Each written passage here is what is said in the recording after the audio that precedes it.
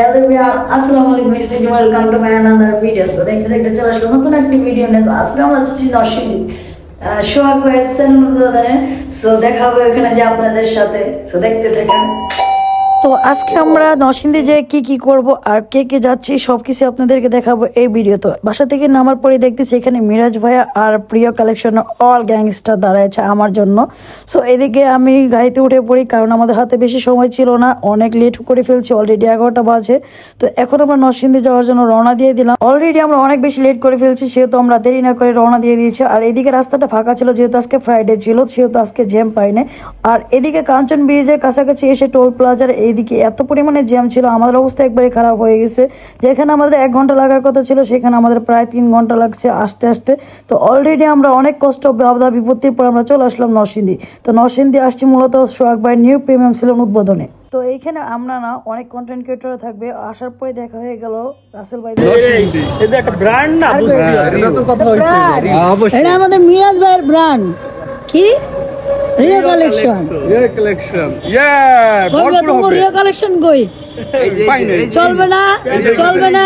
এই তো রাইট, আমরা আগে কইতেন তো ওইখান থেকে কালেক্ট করতাম। না না মুরব্বি চলবে না আমার মুরব্বি বানাই দিলে।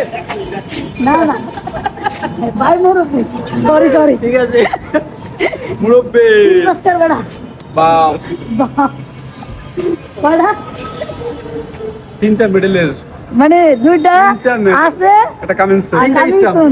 3টা স্টাফ ভাই আমার সিঙ্গেল, পুরোটাই পিওর সিঙ্গেল পুরোটাই। হ্যালো, কোথায় আসছি? সোহাগ ভাইয়ের নিউ প্রিমিয়াম সেলুন উদ্বোধনে। কোথায়? নরসিংদী বাসী রিও কালেকশন। রিও কালেকশন আমাদের সাথে। ইয়েস। আর এদিকে ভাবলাম যেহেতু নরসিংদী আছে সেহেতু একটু ঘুরতে হবে, তো মার্কেটে একটু ঘুরে দেখি। মার্কেটে আসার পরে দেখি মিরাজ ভাই ভালোবাসা মানুষের সাথে আমাদের দেখা হয়ে গেছে। তো ওনারা আমাদেরকে চা খাওয়ার জন্য, কফি খাওয়ার জন্য দাওয়াত করলো। যেখানে খাওয়ার বিষয় সেখানে তো আমরা কখনো না করতে পারি না। যাই হোক, এখানে কফি খাইতে খাইতে সোহাগ ভাই আমাদেরকে ফোন দিতেছিল, নিচে অনেক বেশি ক্লাউড হয়ে গেছে নিচে নামার জন্য। আর এদিকে নামতে নামতে দেখি ভালোবাসা মানুষগুলো সবাই অবস্থান করে ফেলছে অলরেডি। সো এইদিকে নরসিংদী না আসলে আমি কখনোই বুঝতে পারতাম না আমাকে মানুষ এত ভালোবাসে আর এত পরিমাণে ভালোবাসবে। তো অনেক বেশি ক্লাউড ছিল, যে কারণে সকল ভালোবাসা মানুষের সাথে তেমন আমরা ছবি তুলতে পারি না, ভিডিও করতে পারি না, এই জন্য খুবই দুঃখিত। তো এইদিকে এত পরিমাণ ক্লাউড ছিল, নিচ থেকে আমরা উপরে চলে আসি, আমাদের কোনো রকম উপরে পাঠাই দেয়, কারণ অনেক অবস্থা খারাপ হয়ে যাচ্ছিল মানুষের। আর উপরে আসার পরে দেখি এখানে ভালোবাসার মানুষের অভাব নাই। তো সবাই এক এক করে আমরা ছবি তুলতেছিলাম, যেহেতু ভাইয়ের সেলুন আসছি সেহেতু ছবি না তুললে তো হয়। আর নরসিংদী মানুষগুলো আসলে অনেক ভালো, আর এত পরিমাণে ভালোবাসা দিয়েছে আমাদেরকে যেটা বলার বাহিরে। আমার কাছে খুবই ভালো লাগছে। নরসিংদীতে না গেলে আমি বুঝতেই পারতাম না যে মানুষ আমাকে এত পরিমাণে ভালোবাসা দিবে আর এত পরিমাণে ভালোবাসে। তো যাই হোক, আমার কোনো হ্যাটার্স নাই, যতটুকু আছে আল্লাহর রহমতে ভালোবাসাটাই আছে। তো এটার জন্য আমি খুবই লাকি। তো এদিকে আমরা পার্সোনালি অনেক বেশি দুষ্টুমি করতেছিলাম, আর এদিক থেকে দেখতেই পারতেছেন সব ভালোবাসার মানুষগুলো একসাথে ছবি তোলার জন্য পাগল হয়ে গেছে। তো এদিকে আমি এতটা ভালোবাসার যোগ্য ছিলাম না, তারপরেও আমাকে এতটা পরিমাণ ভালোবাসা দিয়েছে, আমি খুবই লাকি আর খুবই বেশি আনন্দিত। যাই হোক, এদিক থেকে দেখতে পারতেছেন আমাদের লাইলা আপু চলে আসছে। লাইলা আপু আসার পর থেকে অবস্থা আরো বেশি ক্লাউড হয়ে গেছে।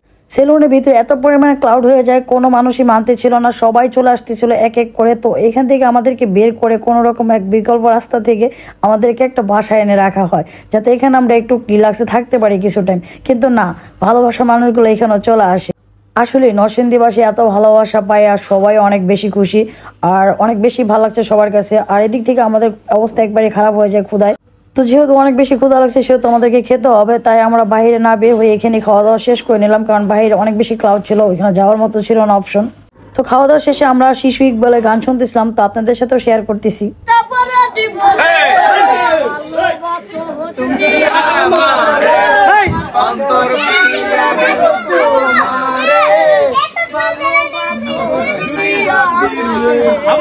প্রথম যৌবন কালা পাইয়া মধুর কথা কুয়া মন কারিলা, যৌবন কালা পাইয়া মধুর কথা কুয়া মন কারিলা।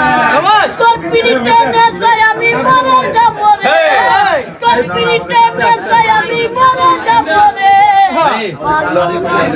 যদি আমারে আমার বংশের কাছে যদি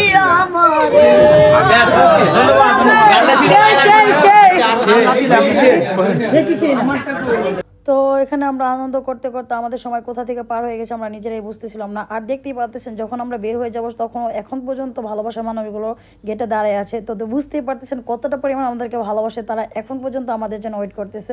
তো এটা দেখার পর আমার কাছে খুবই বেশি ভালো লাগছে। সো আমি এক কথায় আমি অনেক বেশি খুশি হয়েছি, আর এতটা ভালোবাসা পাবো কখন ভাবতে পারি নাই।